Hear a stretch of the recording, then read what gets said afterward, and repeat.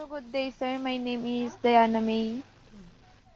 And my name is Raven Carnitorada. So, For today, I will demonstrate a 70% system prototype with my partner. So, Mr. Nitorada, can you demonstrate a flow of our system?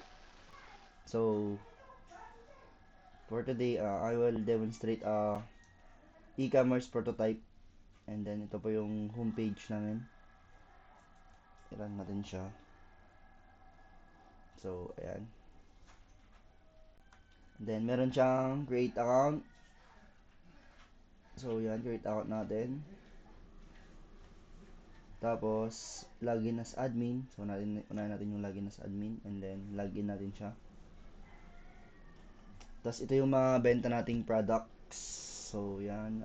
In Spanya, and Safe Sky Archer, and Kissing in the Wild. And sa orders naman, so, ito yung mga nag-orders, customer, and then yung products na binili. Tapos, customer. To, so, yan. Naglagay tayo ng hover. Then, sa may settings. So, ayan. My profile. So, naglagay ulit tayo ng hover dito. Yan. Yan. Then, pwede tayo mag-change email and password.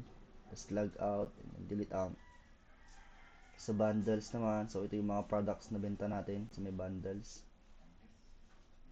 Then, log out. Tapos, sa may users naman tayo. So, yan. Login as user. Then, login natin siya. Tapos, naglagay tayo ng overlay. Login successfully.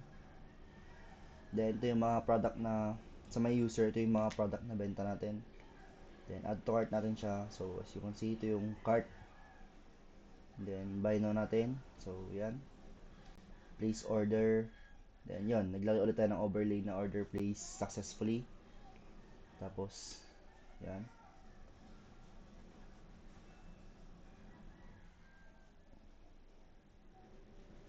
Then, try naman natin siya i-buy now nang hindi naka-cart. So, buy now natin. So, yun din. Nagpakita. Ganun din lang. Same sila. Place order natin. Yan. Sa bawat, ano niya, box ng full name, naka-hover din tayo. Then, cancel order natin. Tapos, ito naman. Add to cart. So, chasing the wild. Place order natin. Yun. So, thank you po, sir. And have a nice day, sir.